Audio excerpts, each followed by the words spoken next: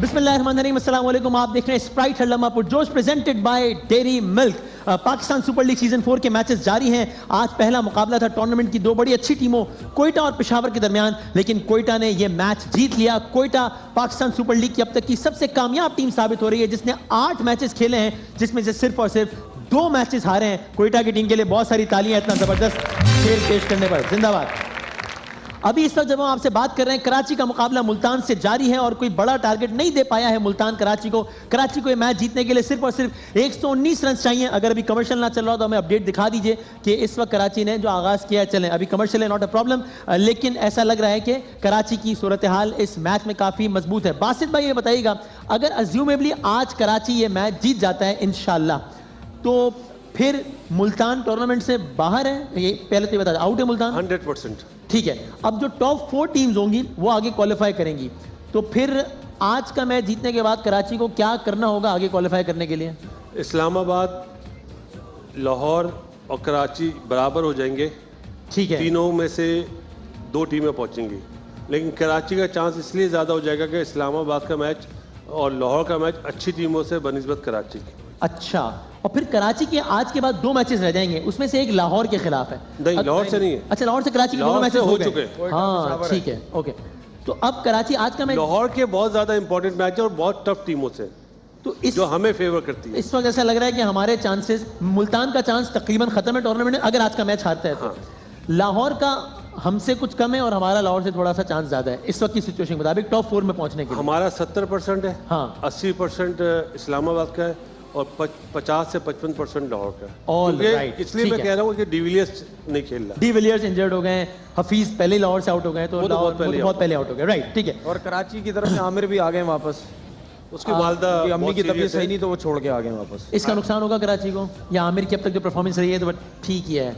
आज तो फायदा ही हुआ ना, शनवारी ने 4 आज 4 विकेट ली उस्मान शर्मा ने। सही। कराची की इनिंग्स का आगाज हो गया, तीसरा ओवर जारी है। रन बहुत ज्यादा नहीं है, 9 रन हैं, लेकिन कोई खिलाड़ी आउट नहीं हुआ है और कराची को भी बहुत ज्यादा रन चाहिए भी नहीं, तो अगर विकेटें हाथ में हो तो मैच आसान हो सकता है। हमारे आज के यहाँ बैठे मेहमान पाकिस्तान की सहाफत का एक बहुत बड़ा नाम, उनका जो अंदाज गुफ्तगू है, उनका जो अंदाज़े तज्जिया है, उसका मैं ज़ाती और बड़ा मद्दा हूँ। द वन एंड ओनली उस्ताद मोहतरम हारून रशीद साहब तशरीफ फरमा है हमारे साथ। सालिम सर, ये क्या प्रोग्राम है? ये कहाँ ला के बिठा दिया है तुमने मुझे यार? टाइम नहीं देख रहे, 11 बज चुके हैं। खुदा का कोई खौफ करे यार। सही है। मतलब ये किस किस्म का प्रोग्राम है यार? उस बंदे में सामने बल्ला पकड़ा हुआ है, पहली दफा मैंने उनको बोलते हुए सुना क्रिकेट के ऊपर। सर क्रिकेट का प्रोग्राम है, रोजाना होता है। नहीं, क्रिकेट का प्रोग्राम है तो मुझे क्यों बुलाया है? मुझे अगर आप बताओ कहें तो मैं ना। जवाब दे दूं। हाँ नहीं, मुझे छोड़ा, मैं बात कर रहा ना, जिसको छोड़ा ना। आप बोल रहे हैं कि बल्ला पकड़ा हुआ है, पहले अच्छी तरह आंखें खोल के देखें, बल्ला रखा हुआ है, मैंने पकड़ा हुआ नहीं है। खुदा का खौफ करे। क्योंकि रात में आपको नींद ज्यादा आती ना, गांव के लोग हैं आप लोग, इसलिए। मैं बात सुने जी, सुनाइए। एक तो जरा मुझसे जबान संभाल के बात करो। आप भी प्लीज माइंड योर लैंग्वेज। मैं दंडी बट लेता हूँ, मैं बता रहा हूँ। लिफाफे लेने वाले आप बंदे हैं। और मुझे 1 मिनट प्रोड्यूसर साहब ये बताए कि ये वसीम बलामी से शौक रानी की क्या तक है? क्या खातून हस्त होनी चाहिए? सर क्या होनी चाहिए? आप बताएं बासित भाई, नहीं होनी चाहिए? अब बासित भाई बोल रहे हैं, बताओ, ये तो हाल है इनका। हद होती है यार, मतलब बंदा दोस्ती का हाथ भी ना बढ़ाए। ये आपसे उम्र में बड़े हैं बासित भाई कह रहे हैं, एहतराम कहना अच्छी बात है। मैं बचपन में इनसे ट्यूशन पढ़ता था। मतलब बासित अली से? हाँ, और नहीं तो क्या, मैं अपने आप की बात करो, खुदा का खौफ करो। ये बंदा हमारे मोहल्ले में रफड़ी मशहूर था, लपाड़ू कहते थे हम इनको, तनवीर लपाड़ू। अगर 1 रन रह गया, 5 विकेटें चाहिए, अब इसको ओवर दे दो 5 की 5 विकेटें ले लेगा। ये इतना अजीब आदमी है। अच्छा, क्या बेहद की बातें कर रहे हैं यार? मैं कभी जिंदगी में क्रिकेट खेला? मैं इन दोनों को जानता सर, ये तक नहीं, दो- पहली दफा मिल रहा हूँ इन दोनों से यार, अजीब बात करते हैं। सर क्रिकेट के तज्जियाकार हैं, ये हमारे हाँ। प्रोग्राम में तशरीफ फरमाएं, उनकी बड़ी रिस्पेक्ट जरूरी अच्छा, है। तो मेरा क्या काम क्या है? सर आप भी ऑलराउंडर है ना, इसलिए आपसे भी ऑलराउंडर क्या मतलब? मैं डांस कर सकता हूँ क्या? ऑलराउंडर से ऑलराउंडर से क्या मुराद है? सर आप सियासत, मईशत, ज़राअत, सकाफत, हर चीज़ में तबसरा कर लेते हैं ये। हाँ। अगर इजाज़त दें सर, मेहमान बुला लूँ सर आप? मेहमान? हाँ तो बुलाओ यार, पहले बुला लेते। Thank you. अब कोशिश करना कि कोई इंतहाई खूबसूरत किस्म का मेहमान होना सर चाहिए। क्या कहना है? आप समझ रहे हैं मैं क्या कहना चाह रहा हूँ? वैसे भी देखे 11 बजे का टाइम है, पहले ही बहुत टाइम गुजर चुका है। 9 के बाद वैसे भी आपको पता है ना मेरा टाइम नहीं है। मैंने तो मुझे आपको कुछ बताया। नहीं पता, ये आपको मुझे नहीं मालूम। अच्छा, सर। चलो। मैं मेहमान सर बुला ला। Thank you. तो हमारे आज के मेहमान, बल्कि अपने मेहमान को बुलाने से पहले ज़रा जो उनके कारनामे हैं उसकी शान में आप एक पैकेज देखें ज़रा पहले। कभी तो लिफ्ट करा दे, थोड़ी सी तो लिफ्ट करा दे। थोड़ी सी लिफ्ट मांगने वाले अदनान समी, पाकिस्तानियों का पूरी लिफ्ट कराने का बंदोबस्त। मेरे लिए तो ये सिटीजनशिप सिर्फ सिटीजनशिप नहीं है, मेरी आंखों में तो ये भारत रत्न से भी ज्यादा बड़ी चीज है। सोशल मीडिया कारिंदों ने अदनान समी को गुलूकार से मेजर अदनान बना डाला। कोई जांबाज को सलाम पेश कर रहा है तो कोई कहता है कि हमारे हीरो अदनान को खतरे में न डालो। मैं गवर्नमेंट ऑफ इंडिया का तहे दिल से बहुत बहुत शुक्रगुजार हूँ। मुझको भी तो लिफ्ट करा दे, थोड़ी सी तो लिफ्ट करा दे।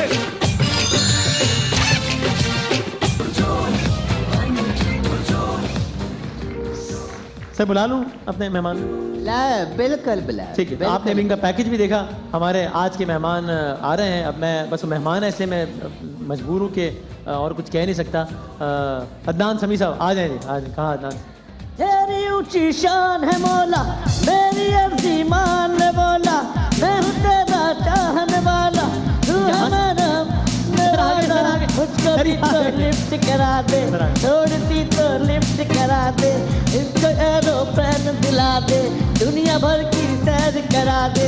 ऐसे वैसों को दिया है, कैसे कैसों को दिया है, मुझको भी तो लिफ्ट करा दे, थोड़ी सी तो लिफ्ट करा दे, मुझको एरोप्लेन दिला दे, दुनिया भर की सैर करा दे। आप बंद कराइए बहद ये क्या चीज ला के बिठा दिया? मैंने खूब रू बंदे का कहा था। ये क्या है?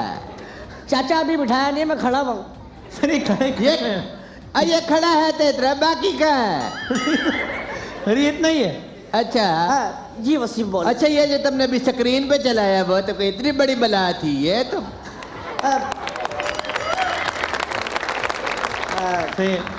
एक्चुअली मसला ये कि पाकिस्तान में इतने खाने खाता था, हाँ। इंडिया जाके पता चला तो वहाँ तो सिर्फ और सिर्फ वेजिटेबल, बस गाय जाती भी आप देख सकते, खा नहीं सकते। ठीक है, डाइट करना पड़ गई। राइट। ये आपने अच्छा काम ये किया कि ऑडियंस से नहीं आए, जी। वरना मैं कोई गारंटी नहीं ले सकता था आपकी हिफाजत की। मैं पुराना पाकिस्तानी हूँ, मुझे पता है। हाँ, बच कर आए। पहले भी बच के आता था, ठीक है। बल्कि पहले तो मैं फंस के आता था, सही। अब जरा बच के आया हूँ। उस्ताद आपको समझाएं, कोई शर्म होती है, कोई हया होती है, क्या करें? आपको पता है ना आजकल हरकतें अगर कर रहे हैं। वसीम बदामी तुमने जरूरत की इस बंदे को मेरे साथ में बिठाने की, मैंने ईंट मार देनी है। मैं बर्दाश्त नहीं कर सकता कि ये शख्सियत मेरे साथ बैठे, लेकिन पहले बताया तो ये है क्या भला? सर ये आप नहीं पहचाने सर? नहीं पहचाना ना सर अदनान समी। हाँ, कौन है दांत? सर पहले मूवीज वगैरह सरगम संगम कुछ। ये वो ज़ेबा बख्तियार वाला नाच। जी मैं तो इसका बचपन से ही बहुत फैन है। नई जान का दुश्मन हूं मैं।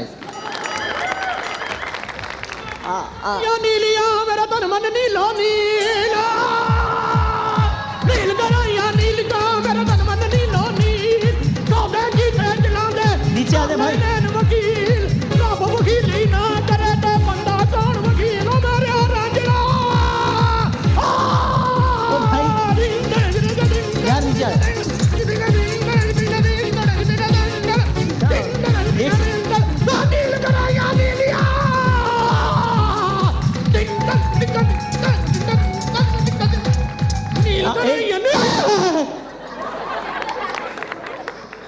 आप कौन? मैं जेता रफड़ी और आरफ लोहार का शिगिर्द हूँ जी मैं। नाम क्या आपका? बर्फ लोहार। बर्फ लोहार? हाँ, आरफ लोहार साहब का मैं शिगिर्द हूँ जी। यहाँ क्या लेने आया? क्यों आया? मैं यहाँ पे सांस लेने आया हूँ। यार क्या बता नहीं यार, हर बंदा ही चीजें ले रहा है। अब भाईजान मैं पुलिस वाला भी हूँ, साथ में गुलूकार भी हूँ, डबल ड्यूटी कर रहा हूँ मैं। देखें इनसे बोले चिमटा। हाँ ये चिमटा जरा दूर रखें, चिमटा देख के मुझे भूख लग जाती है और मैं डाइट पर हूँ। प्लीज इस बंदे को मैं पकड़ने आया हूँ, इसने पाकिस्तान के खिलाफ बातें की है, इसके साथ इसको पकड़ के ले जाऊंगा मैं। ये नहीं कर रहा।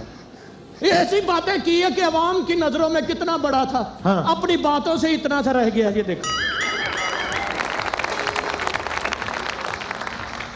ये मैं इसकी पूरी हिस्ट्री जानता हूँ। जानते हैं आप? अब ये 42-45 साल का तो इतना है। हाँ। जब पैदा हुआ था बिल्कुल इतना सा था। हाय क्या क्या? आम बच्चे को पैम्पर लगाते, इसको सनी प्लास लगाया था। वो भी ढीला रह गया था, फिर साथ तीलिए माचिस की तीलिए रखी, फिर पूरा तफसीलात हुआ। ना बताएं इसकी यार। बताना पड़ना भाईजान, जब पैदा हुआ डॉक्टरों ने पैसे नहीं लिए। ये क्यों नहीं लिया यार? ये कहते क्या यार इसका मैं क्या लूं? ये पिछले दिनों बीमार था बेचारा, चलो अच्छा, हॉस्पिटल अंदर में दाखिल था। अच्छा। मैं इसकी खबर लेने गया, इसको ड्रिप लगी हुई थी। अच्छा ड्रिप लेटी हुई थी, इसको लटकाया हुआ था वहां। मैंने कहा भाईजान ये क्या हुआ? कहता जी ज्यादा लगी, हम निकाल रहे हैं। 1122 पे फोन कर दिया इसने। फिर क्यों? कहता भाईजान मैं कुएं में गिर गया, मुझे बचाओ। आए वो 8-10 गाड़ियां लेकर आए तो घर बाल्टी में फंसा हुआ था। मैंने कहा भाईजान ये तो बाल्टी है, कहना मेरे लिए तो भाई कुआं ही है ना, हम आम पे नहाने के लिए नहीं जाता। वैसे इनके लिए कुआं है, लेकिन आजकल आपके लिए चिल्लू भर पानी भी काफी है, उसमें भी आप डूब के मर सकते हैं।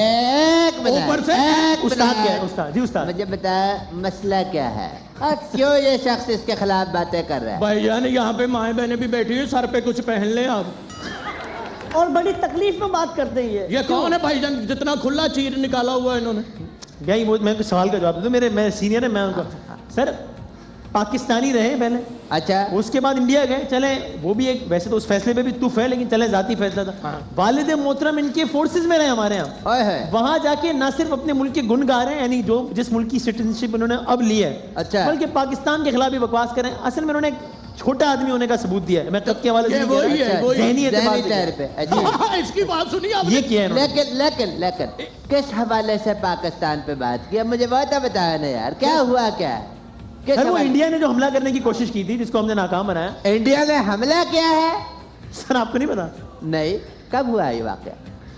सर पूरे मीडिया चैनल भरे पड़े हैं इससे। 9 बजे के बाद हुआ होगा। 3:30 बजे हुआ था सर। रात 3:30 बजे? जी सर। और मैं क्या तुम्हें क्या मैं महल्ले का चौकीदार लगता हूँ जो मैं सीटियां बजा के लोगों को सहरियां उठाता हूँ? यार सर, ये आपको यही नहीं पता कि क्या हुआ है? वसीम भाई खुदा उधर की देखो, कसम। उसकी सर की चमके पड़ रही हैं आंखों में। अब बुजुर्ग आदमी मेमोरी जरा कमजोर हो जाती है। इसकी शादी हुई भाईजान, हाँ। वहां पे फटा हो गया। क्यों? वो दूध पिलाई की रस्म होती ना, हाँ। लड़कियां दूध लेकर आई तो वहां पे लड़ गया, लड़ाई शुरू कर दी। किस बात पे? कहना ये दूध फीडर में डाल के लाओ। बदतमीज आदमी, मारू एक नहीं, तुम्हारे में। छोड़े। वॉशरूम में बैठ के लोटे के साथ दुख सुख बोलता, ना तू बड़ा हुआ ना मैं ही हुआ। बताओ यार क्या करें, क्या ये कौन है चिमटे वाली चुड़ैल जिसको मेरी इतनी मालूम मैं पेट से पकड़ लूंगा। ये बड़ा बदतमीज, इसको फांसी हुई, बच गया। कैसे? रस्सा ऊंचा था, हाँ ये नीचे से बरी होके निकला है। मैं तो बरी हूँ, मैं तो बरी हूँ। बदतमीज, ऊपर से एरोप्लेन मांग रहा है। एरोप्लेन दुआ दो, तू तो तीतर पे बैठ के दुबई चला जाता है। आप तशरीफ रखिए। मैं आज की सर आप आए हैं तो मैं करते हैं आगे। साथ बैठ उस्ताद जाए। मोहतरम हमारे आज के मेहमान भी तशरीफ ले आए हैं। हमारे आज के मेहमान का मैं तारुफ भी करा दूं क्योंकि प्रोग्राम के आगाज़ में नहीं थे। एक बड़ी नफीस शख्सियत के हामिल हैं। बड़ा एक ज़बरदस्त इनका इकोनॉमी का बैकग्राउंड है, बड़ा ज़बरदस्त बिजनेस का बैकग्राउंड है। एक पॉलिटिकल पार्टी से एफिलिएटेड है, ज़ाहिर है आप उससे इत्तेफाक कर सकते हैं, इख्तिलाफ कर सकते हैं, लेकिन ज़ाती तौर पर मैंने हमेशा उनको बड़ा एक नफीस शख्सियत पाया है। बहुत टैलेंटेड है, बहुत एनर्जेटिक हैं। पाकिस्तान के साबिक़ मुशीर ख़जाना, वज़ीर ख़जाना रहे, बजट पेश किया इन्होंने। मिफ्ता इस्माइल साहब हमारे आज के मेहमान, बहुत सारी तालियों में। साल खैरियत से हम अच्छा हूँ। क्रिकेट विकेट फॉलो कर रहे हैं? थोड़ा सा करता हूँ। थोड़ा सा।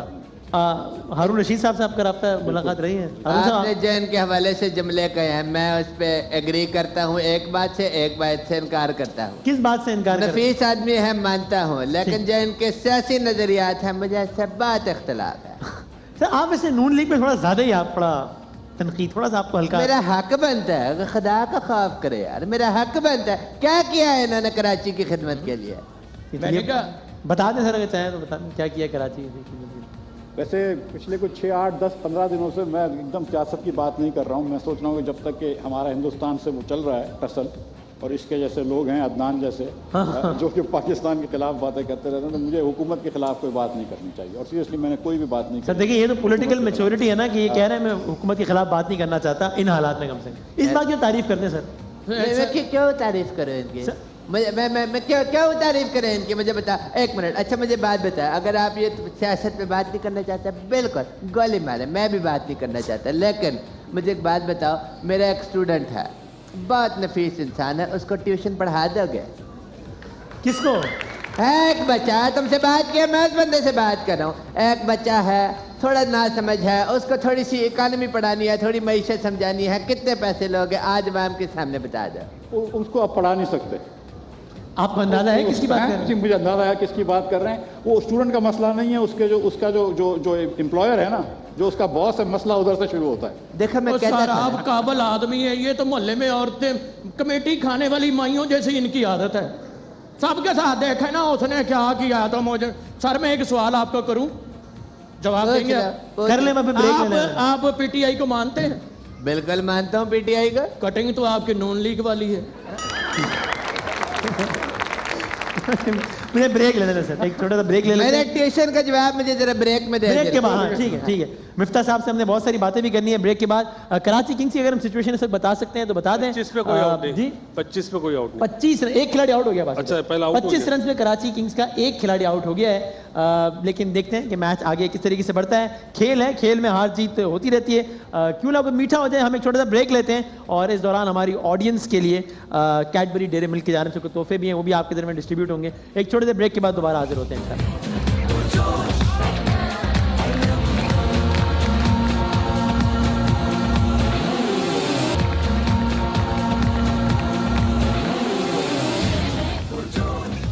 जनाब आप देख रहे हैं स्प्राइट हल्लमा पुरजोश और कराची किंग्स के 36 रन पर 2 खिलाड़ी आउट हो गए। तनवीर भाई को टेंशन की बात तो नहीं है इससे पहले कि मैं टेंशन की बात इस वजह से है हाँ। क्योंकि पिछले मैचेस भी कराची की टीम 5 रन एवरेज 6 रन का एवरेज होता था, वो भी लास्ट ओवर में जाके बना रहे हैं। अभी भी बॉल टू बॉल हो गया। अब ये ना हो कि 1-2 विकेट्स गिरे तो ये रन मुश्किल हो जाए। नहीं, अल्लाह खैर करेगा इंशाल्लाह। वैसे हमारे चारों माहिरीन का ख्याल है कि आज का मैच कराची नहीं जीतेगा और हमारे वाहिद जो सीनियर तज्जियाकार हैं यानी कि नन्हे मियाँ, उनका ख्याल है कि आज का मैच कराची जीतेगा। सिर्फ उनका ख्याल है। आप हमारे साथ रहिए अल्लामा पुरजोश में, आपको अपडेट्स भी देते रहेंगे और प्रोग्राम के बाद जब मैच इख्तितामी लम्हात में दाखिल हो जाएगा तब हम सब देखेंगे। सेगमेंट है हमारा कटेरा, मेहमान है हमारे मिफ्ता इस्माइल साहब। सर बहुत इज्जत और एहतराम से आपसे गुजारिश है कि अगर तशरीफ लाएं। बहुत सारी तालियों में पाकिस्तान के साबिक मुशीर खजाना मिफ्ता इस्माइल साहब हमारे आज के कटरे के मेहमान। Sir thank you very much एक बार फिर। बहुत शुक्रिया। यहाँ का एक उसूल है कि हर मेहमान आने से पहले कहता है कि भाई मैं जो कहूँगा सच कहूँगा और सच के सिवा कुछ नहीं कहूँगा। आप भी कहते हैं मैं जो कहूँगा सच कहूँगा और सच के सिवा कुछ नहीं कहूँगा। तो मुफ्ती इस्माइल साहब आपसे मेरा पहला मासूमाना सवाल, क्या आप कंप्लीट अथॉरिटी के साथ ये बात कह सकते हैं कि आपके लीडर मियाँ मोहम्मद नवाज शरीफ साहब एक फाइनेंशियली तौर पर करप्ट इंसान नहीं है? 100% यकीन से, और मैं इस पे कसम खा सकता हूँ कि मियाँ मोहम्मद नवाज शरीफ साहब जो हैं वो बिल्कुल करप्ट इंसान नहीं है। सीरियसली, बिकॉज आजकल के दौर में, बल्कि शायद किसी भी दौर में, इंसान अपने भाई बेटे बाप की गारंटी नहीं ले सकता कि पता नहीं कब किसने क्या किया। मैं जितने अपने बड़े भाइयों की गारंटी ले सकता हूँ इतनी नवाज शरीफ की गारंटी ले सकता हूँ। अगर नवाज शरीफ, मैं समझता, सच्ची बात मैं बता रहा हूँ, आप जानते हैं मुझको, मैं कोई ख़ानदानी सियासतदान नहीं हूँ, बिजनेसमैन हूँ, अल्लाह का मेरे ऊपर बड़ा करम है। अगर मैं एक सेकंड के लिए भी समझता कि मियाँ नवाज शरीफ ने कभी ज़िंदगी में रिश्वत ली हो या किक बैक ली हो या कमीशन लिया हो तो मैं कभी भी सियासत में ना होता, कभी भी मुस्लिम लीग में ना होता। You are convinced. Supreme court of Pakistan के हालिया फैसले भी आपकी इस राय को तब्दील नहीं कर पाए, जिसमें 2 टोक लिखा है। एवन फील्ड में लिखा है कि उनके एसेट्स बियॉन्ड मींस से, अल अजीजिया में लिखा है कि करप्शन के मुर्तकिब हुए।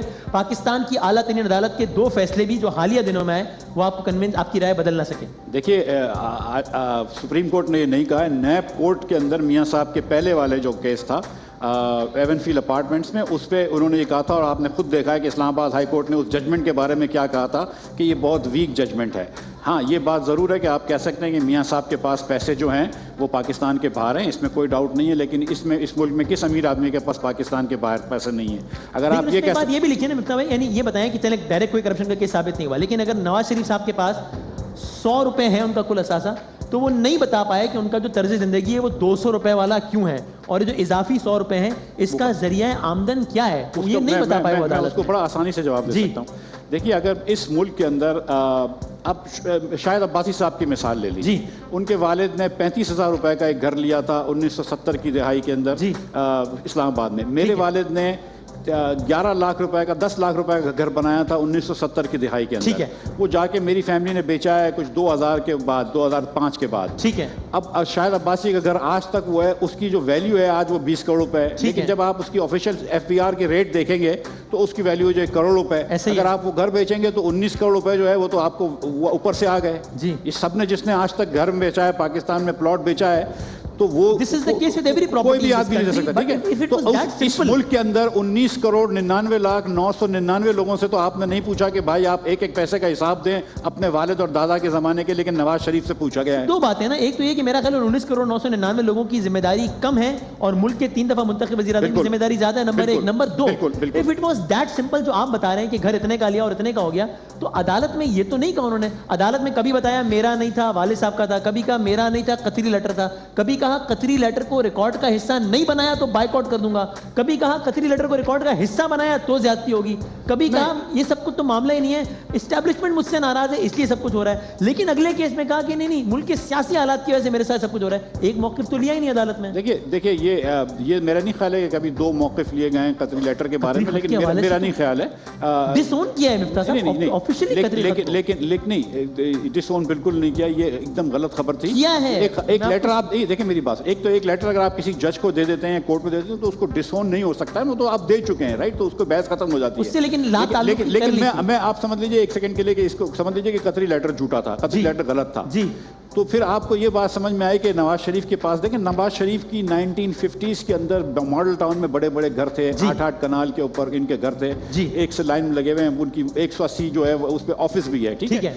ये बड़ी फैमिली थी, इनका जो ग्रुप था इत्तेफाक ग्रुप, बड़ा ग्रुप था, ये सब जानते हैं। 7,500 लोग काम करते थे 1970 में इनके पास, ठीक है। बांग्लादेश में इनकी फैक्ट्री थी, यहाँ पर इनकी फैक्ट्री थी और उनकी बांग्लादेश में फैक्ट्री नेशनलाइज हो गई। उसके बाद जब यहाँ पर भुट्टो साहब ने नेशनलाइज कर ली थी, बांग्लादेश में चले गई, सॉरी, तो मैं समझता हूँ कि वो कोई नबी टाइप के लोग होंगे जिन्होंने पैसे बाहर नहीं भेजे होंगे, तो मियाँ शरीफ ने हो सकता है कि पैसे बाहर भेजने हो क्या सकता है, गारंटी पैसे बाहर भेजने का ही नहीं था, अपने एसेट्स और मींस को। और कतरी खत का आप कह रहे हैं, कतरी खत में तो खैर आज का मौजूद नहीं है, इसके बाद आगे बढ़ते हैं। कतरी खत का तो यहाँ तक हुआ कि अदालत ने बाद में कहा कि भाई आप ये बता दें, उस अकाउंट का नंबर बता दें जहां से कतरी शहजादे ने पैसे ट्रांसफर किए थे, उसका नंबर भी नहीं बता सके, कतरी शहजादे का बयान भी नहीं ला सके। ये बात कभी भी नहीं हुई है, ये बात हुई है सारा कुछ रिकॉर्ड का हिस्सा है, रोजाना की समातें हुई हैं, रिकॉर्ड का हिस्सा ही है। मैं भी क्योंकि थोड़ा बहुत उसमें इन्वॉल्व था, कभी कभार सुप्रीम कोर्ट चले जाता था, तो खत जहाँ तक मुझे पता है कि खतरी खत के जरिए ये था कि जो अपार्टमेंट्स 4 लिए हैं नवाज शरीफ साहब की फैमिली ने, वो जो है वो कतर के शहजादे के थे और उसने उसको ट्रांसफर कर दिया था। और ये जो बात कर रहे हैं इसमें मेरे, लेकिन इस बात का कोई एक भी सबूत दिया अदालत में? आप बताएं इस बात का जो आपने अभी बताई, क्या कि कतरी शहजादे के साथ इन्वेस्टमेंट की थी फिर उसने ट्रांसफर किया, आप बताएं इसका क्या सबूत दिया अदालत? अब मैं आपको एक बात बताऊं, जी बताइए। मेरे पास प्राइस बॉन्ड्स पड़े हुए हैं, ठीक है, ये होते हैं बेरर बॉन्ड्स, प्राइस बॉन्ड आपको ना बेरर बॉन्ड्स होते हैं। अब मेरे पास, मैं कल रात को बात कर रहा था कि मेरे पास 100 बॉन्ड थे 10-10 रुपए के, 1000 रुपए मुझे, मैंने एक साथ पूरे रोजे रखे थे, तो मैं अब्बा ने मुझे 1000 रुपए दिए थे, ठीक है, तो मैंने उसके बॉन्ड खरीदे थे, कभी भी नहीं लगे, 40 साल से पड़े हुए बॉन्ड।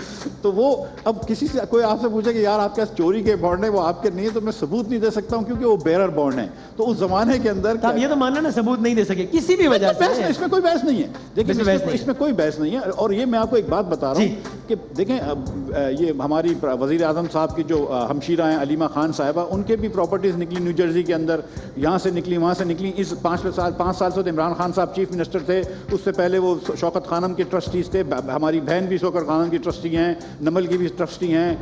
तो मतलब बहुत सारे झूठे इल्ज़ाम लगा सकते हैं, मैं खुदा ना खास्ता इनके ऊपर इल्ज़ाम नहीं लगा रहा हूँ, लेकिन मैं कह रहा हूँ कि आखिरी बात सुन लीजिए कि इससे पहले कि आप किसी के ऊपर चोरी का इल्ज़ाम लगाएं, पहले ये कोशिश होनी चाहिए कि देखें कि क्या ये सही तरीके से हो सकता है। और अगर आपको पता है कि ये प्लॉट बिक के एक अमीर आदमी ने प्लॉट बेचा, हो सकता है कि टैक्स इवेडेड इनकम हो सकता है कि टैक्स इवेड करके आपने फिर भेज दिया हो। जी आगे बढ़ते हैं। आपके ख्याल में इसहाक डार साहब एक बहुत अच्छे वजीर खारजा थे, बहुत बुरे वजीर खजाना थे, बहुत बुरे अच्छे वजीर खजाना थे, या बस एवरेज ही थे? आपने कहा आप सच बताएंगे? जी मैं बिल्कुल सच बताऊंगा। मेरे ख्याल से डार साहब जो थे ओवरऑल देखा जाए तो एक बड़े अच्छे वजीर खजाना रह चुके, नहीं अच्छे वजीर खजाना थे, बहुत अच्छे वजीर खजाना थे। और जो डार साहब ने करा है इस वक्त, तो आजकल डार साहब जो है ना वो हो गए हैं, जिसको भी हमको बुरा भला कहना होता है मुस्लिम लीग को डार साहब से शुरू करता है, लेकिन सच्ची बात है कि डार साहब ने 3 साल के अंदर 60% रेवेन्यू डबल कर दिया था, साथ इकोनॉमी की स्पीड भी बढ़ा रहे थे। तो डार साहब की पॉलिसीज अगर इतनी अच्छी थी, जैसे आपने इकोनॉमी को टेक ओवर किया, तो आपने उनकी जो करेंसी को डीवैल्यू ना करने की पॉलिसी थी उसको रिवाइज क्यों किया और क्यों डीवैल्यू किया? इसहाक डार साहब ने इस बात को पब्लिकली क्रिटिसाइज किया। जी बिल्कुल, वो देखें मेरा और डार साहब का इसके अंदर जो है वो इख्तिलाफ था, ख्याल मुख्तलिफ है, लेकिन उनके जो अच्छे इक़दाम है उनको तो बिल्कुल मैं तारीफ करूंगा। ठीक है, अगर मैं आपसे पूछूं कि अंदाज़न मिफ्ताह इस्माइल साहब आपके पास कितने पैसे होंगे माशाल्लाह, तो कितनी मालियत होगी आपके साथ? मैंने 106 करोड़ रुपए जमा करे उसमें दिए हुए थे। मेरे ख्याल से जो इलेक्शन के अंदर जो था उसमें 106 करोड़ रुपए की मेरे ख्याल से मेरी नेट एसेट्स थे। अगर कोई आपसे भी कोई कह दे कि इसका साबित करें सोर्स ऑफ इनकम और ये वो सब कर लेंगे? भाई 89 से पहले की नहीं कर सकता हूँ, 90 से पहले की नहीं कर सकता हूँ, 90 के बाद की कर सकता हूँ। 90 से पहले जो थे 89 एंड 90 में मेरे वालिद का और मेरे चचा का इंतकाल हुआ, उसके बाद हम अलग हुए थे। उसके बाद हमने ये कंपनी लगाई थी कैंडी लैंड, उसके बाद से कैंडी लैंड का जो भी हिसाब लेना है ले लो। उससे पहले मैं अमेरिका में रहता था। आगे बढ़ते हैं। मुझसे हिसाब मिफ्ताह इस्माइल साहब, क्या आपके लिए बात बाईस हैरत नहीं है कि आपके लीडर नवाज शरीफ साहब अल्लाह ताला उनको सेहत कामिल अता फरमाए, लेकिन इतना अरसा पाकिस्तान को उन्होंने रूल किया, लेकिन एक अस्पताल आज इस मुल्क में ऐसा नहीं समझते वो जिसमें वो समझे कि मुझे वहाँ से इलाज कराना चाहिए, बाहर जाते हैं इलाज के लिए। मैं ये समझता हूँ कि पाकिस्तान में ऐसे कई अस्पताल हैं और ख़ास तौर पे आगा खान अस्पताल जो है वो अल्लाह किसी को जाने की हम में से किसी को भी जरूरत ना पड़े, लेकिन आगा खान के अंदर जितना अच्छा इलाज होता है मेरे ख्याल से बताया ना कि कराची में है एक अस्पताल और उतना अच्छा इलाज हो सकता है। लेकिन अब देखें ना, जैसे कि मैंने भी बाहर पढ़ा हुआ है, इसका ये मतलब नहीं कि पाकिस्तान में अच्छी पढ़ाई नहीं होती। यहाँ पे फिजिक्स वही होती है, मैथ वही होती है जो दुनिया भर में होती है, लेकिन मैंने बाहर पढ़ा हुआ है। इमरान खान साहब के बच्चे बाहर पढ़ते हैं, ज़ाहिर है कभी बीमार होते होंगे तो वो भी बाहर ही इलाज करते होंगे। अब मियाँ साहब के बेटे भी बाहर रह के कमाते हैं, तो इसमें कोई वो ज़बरदस्ती नहीं है कि पाकिस्तान के अंदर ही आप रहें। मैं मशीनें खरीदता हूँ, अपनी स्वीट टॉफ़ी बनाता हूँ तो बाहर से खरीदता हूँ, तो इसमें कोई बुरी बात तो नहीं है। लेकिन ये कहना गलत होगा कि पाकिस्तान में अस्पताल नहीं है। यहाँ पे जो डॉक्टर्स हैं कराची, और मैं तो सिर्फ कराची का एग्जांपल आगा खान का दिया, लेकिन कराची के अंदर, लाहौर के अंदर, इस्लामाबाद के अंदर और दूसरे मुल्क के शहरों में बेहतरीन डॉक्टर्स होते हैं। बल्कि किडनी और लिवर इंस्टीट्यूट जो बनाया था शहबाज शरीफ साहब ने पंजाब में, वो दुनिया का वर्ल्ड क्लास माना जाता है। फिर क्यों ये लोग बाहर जाते हैं? ये तो उनसे पूछेंगे क्यों जाते हैं उनसे। ठीक है, चलो वो तो वो कहेंगे कटहरे में, मगर यहाँ पर पाकिस्तान के अंदर बेहतरीन इलाज हो सकता है। आगे बढ़, लेकिन अभी किसी को जाना है तो क्या कर सकते हैं? इलाज बहुत अच्छा होता है, वहाँ पे रश भी बहुत होता है भाई। नवाज शरीफ साहब पाकिस्तान के वजीर आजम रहे, क्यों उन्होंने आज तक मुनासिब नहीं समझा कि दुनिया की तारीख का एक अनोखा वाकया था जब हमने पड़ोसी मुल्क का, दुश्मन मुल्क का एक सर्विंग ऑफिसर जो कि स्पाई नहीं था बल्कि टेररिस्ट था, वो पकड़ा। But our prime minister, former prime minister, chose not to take his name on any platform. Kulbhushan Yadav का नाम कभी क्यों नहीं लिया नवाज शरीफ साहब ने? शायद वही वजह है कि इमरान खान ने नाम क्यों नहीं लिया, मैंने क्यों नाम नहीं लिया, आपने क्यों नहीं नाम लिया। पीटीआई वाले से पूछूंगा कि इमरान खान साहब ने क्यों नाम नहीं लिया, आपसे पूछ रहा हूं नवाज शरीफ साहब ने क्यों नहीं लिया। हम जब ये कहते हैं कि एक इंडिया का हमने एक टेररिस्ट पकड़ा है, जी जी, तो ये काफ़ी नहीं है, उसका नाम लेकर उसको इज्जत देना ज़रूरी है। मैं तो सच्ची बात ये कि समझ रहा हूँ कि ये जो आपने अदनान समी का जो बनवाया है, अदनान समी I think is a sorry excuse for a human being, मतलब उसके बारे में तो हमको बात भी नहीं करनी चाहिए, मतलब सीरियसली, मतलब लेकिन बहरहाल मतलब है कि उसको राइट कंपैरिजन चले, वो एक अलग बहस है। बिल्कुल नहीं, बिल्कुल देखिए मेरी बात सुने, एक हेड ऑफ गवर्नमेंट जो था ना, अच्छा कुलभूषण जो था वो स्पाई नहीं था जी, वो कुलभूषण जो था वो सिर्फ स्पाई नहीं था, वो टेररिस्ट। मैंने ये तो कहा, this is exactly what I said. ठीक है, उसने पाकिस्तान के लोगों का खून किया है, उसके हाथ में लोगों, लेकिन हमारे वज़ीर आज़म ने नाम नहीं लिया उसका कभी। देखें उसको इतनी इज्जत देनी नहीं चाहिए, उसको जेल में रखा हुआ है और इंशाअल्लाह ताला किसी दहशतगर्द का नाम लेने से उसकी इज्जत बढ़ती है। जाहिर है उसको आप और सामने जब मोदी जैसा बंदा रोजाना पर दहशतगर्दी के इल्जाम लगा रहा हो कि तुम दहशतगर्दी करते हो, हम जवाब में ये ना कहें कि तुम्हारा तो पड़ा हुआ है हमारे पास, इसका नाम कुलभूषण है। देखिए वसीम, देखें मैं आपसे कह रहा था ना कि जब मैं पिछले 10-12 दिन से हुकूमत को क्रिटिसाइज नहीं कर रहा हूँ, मैं नहीं कर रहा हूँ, उसकी एक वजह ये है कि ऐसे वक्तों पे हमको साथ होना चाहिए। आगे बढ़ते हैं, मेरी नहीं, ये जरूरी बात है, जब भी हम मुल्क में साथ होते हैं ना तो बड़ा आसान होता है कि एक दूसरे को गद्दार बोलें। पाकिस्तान के अंदर पहले जो था वो कभी किसी को गद्दार नहीं कहता, बलोच लोगों को बड़ा गद्दार बोला जाता था, सिंधी लोगों को बड़ा गद्दार बोला जाता था, फिर पख्तून लोगों को गद्दार बोला जाता था, महाजिरों को गद्दार बोला जाता था, अब पंजाबियों को भी गद्दार बोला जाता है। तो फिर रह कौन गया इस मुल्क में जो गद्दार नहीं है? मैं आपको बता रहा हूं, ये 20 करोड़ का लोग है, कोई भी गद्दार नहीं है। बिल्कुल सही बात, I agree, this is where I agree. ये इस किस्म की जो बातें करते हैं ना कि मोदी का यार है, नहीं गलत है ना, मैं कह रहा हूं गलत है, बात है। पाकिस्तान जो जनरल बाजवा ने कहा था कि पाकिस्तान का हर वजीर आजम जो है वो मुहिब्बे वतन है। जी ये कहा था, ये बात ठीक है। तो ये कहा था, सॉरी मैं उनका नाम लेकर मैं आपसे अगला क्वेश्चन पढ़ पा रहा हूँ। आखिर में जाते जाते ये कुछ सवाल करो, अगर आप हाँ या ना में जवाब दे सकें इसका। ठीक है, स्टार्ट करते हैं। नवाज शरीफ साहब ने, मिफ्ताह इस्माइल साहब की राय में नवाज शरीफ साहब ने उनसे कुछ जरूरत से ज्यादा पंगा ले लिया, शायद। मिफ्ताह इस्माइल साहब की राय में ये नवाज शरीफ साहब ने जो भी किया, this was not Nawaz Sharif actually, it was Maryam Nawaz Sharif sahab. No, it was Nawaz Sharif himself. बिल्कुल ओके, नवाज शरीफ साहब, मरियम साहब की बात नहीं करेंगे, नवाज शरीफ साहब अब प्रैक्टिकली स्पीकिंग, आपकी ख्वाहिश नहीं, आपका अंदाजा, पाकिस्तान के अब दोबारा वजीर आजम नहीं बन सकते। उनकी भी ख्वाहिश नहीं है, लेकिन आपका भी ख्याल नहीं है। मेरी ख्वाहिश जरूर है, लेकिन मेरा ख्याल है कि नहीं बन सकते। इमरान खान साहब की हुकूमत मुद्दत पूरी करेगी, ख्वाहिश नहीं ख्याल। नहीं, मेरा ख्वाहिश है कि वो कर ले। और ख्याल क्या है? ख्याल है कि शायद ना कर सकें। आपकी हुकूमत भी होती तो आप IMF जाते, हाँ या ना? हाँ। नवाज शरीफ साहब और मरियम बीबी दोनों ने एक साथ पाकिस्तान आने का फैसला करके गलत किया। बिल्कुल सही किया, और ये कमिटमेंट है उनका कि रूल ऑफ लॉ को इन्होंने देखा, खाली बातें नहीं करी। यहाँ पे ऐसे एक सियासतदान हैं कि जिनके ऊपर बतेरे केसेस होते हैं और कहीं नहीं जाते कोर्ट्स में, छोटी सी बड़ी कोर्ट में, जो दूसरे लोगों के ऊपर झूठे इल्जाम लगाते हैं, लेकिन जब उनके ऊपर हतफ इज्जत का कर्ज करते हैं तो वो कोर्ट नहीं जाते। नवाज शरीफ जो है वो अपनी बेटी को लेकर वापस आए, अच्छा किया। इसहाक डार साहब ने पाकिस्तान वापस ना आकर गलत किया। मैं समझता हूं कि वो उनका फेल है, लेकिन उनको आना चाहिए था। नवाज शरीफ साहब नजरियाती, जबकि शहबाज शरीफ हकीकत पसंद है पाकिस्तान के हालात में, हाँ या ना? मैं नहीं समझता हूं कि दोनों भाइयों के नजरिए के अंदर कोई बहुत ज्यादा फर्क है। सीरियसली चलें, तो अब टाइम नहीं, एटीट्यूड में फर्क होगा, लेकिन आसिफ अली जरदारी साहब फाइनेंशियली करप्ट आदमी है। मैं इसका जवाब नहीं देना चाहता हूं। अरे शहबाज शरीफ साहब तो कहते थे घसीटूंगा, पूरा रूट बताते थे कहां से घसीटना होगा। शहबाज शरीफ से पूछ लो ना, मैं जवाब नहीं देना चाहता हूं। इन लोगों के लिए एक जुमला, इमरान खान, क्या इन लोगों के लिए कोई एक जुमला? हाँ, इमरान खान, अल्लाह इसको हिदायत दे और तौफीक दे। साकिब निसार, अल्लाह उसको रिटायरमेंट में खुशी दे और अपने जो उसने कभी सोचने का मौका दे कि जजशिप छोड़कर खुदाई का काम शुरू कर दिया कुएं का। और फवाद चौधरी मेरा दोस्त है, अल्लाह करे कि उसकी नौकरी सलामत रहे। Faisal Vawda,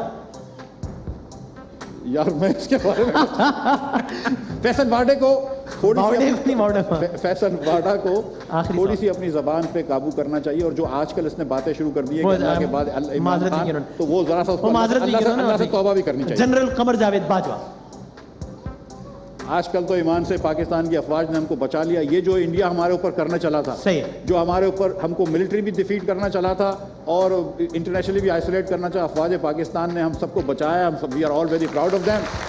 thank you very much. खास तौर पे वो कराची का लड़का है हसन महमूद सिद्दीकी, जिसने वो इंडिया वाले बोलते हैं कि अभिनंदन उनका हीरो है जिसका जहाज गिर गया, हमारा हीरो वो है जिसने जहाज गिराया है। That is right. बहुत शुक्रिया मिफ्ता इस्माइल साहब, थैंक यू सो मच। एक हल्की बुल्की ब्रेक लेते हैं, उसके बाद दोबारा हाजिर होते हैं इंशाल्लाह।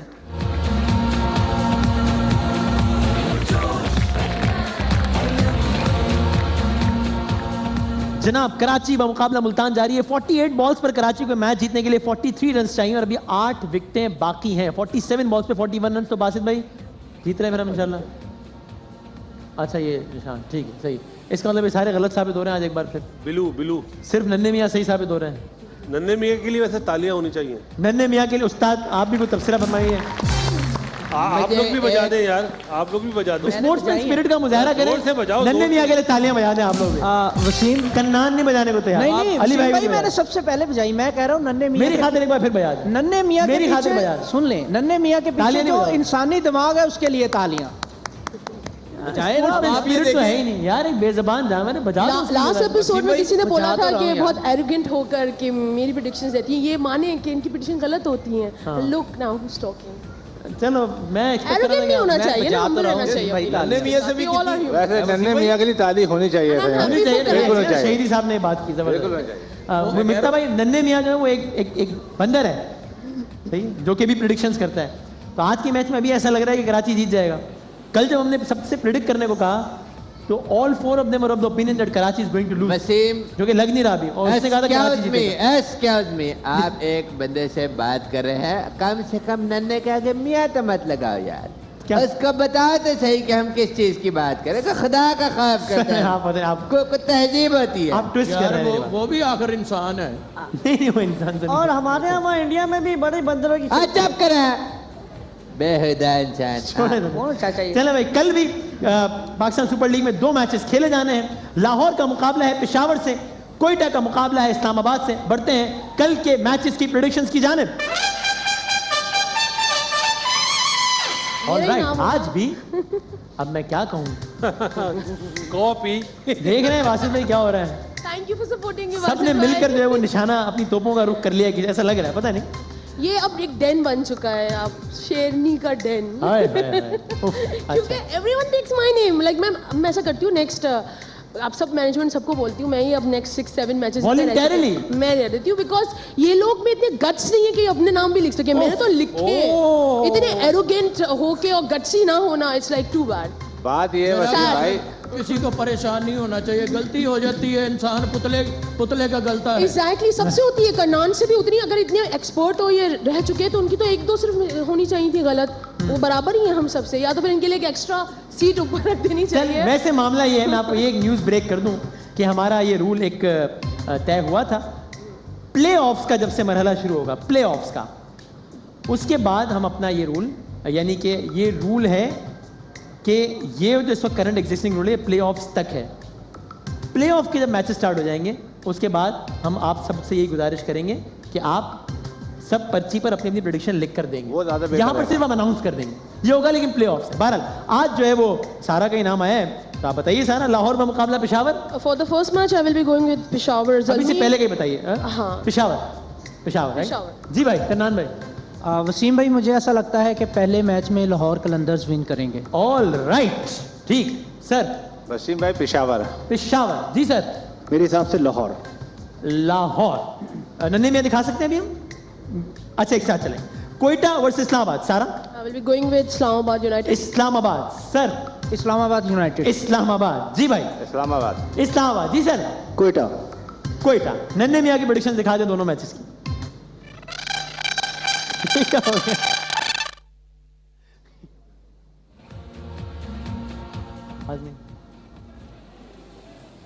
चले, नन्हे मियां ने पहले पे कह दिया पेशावर, अब वैसे ही बता दें, कोई मसला नहीं।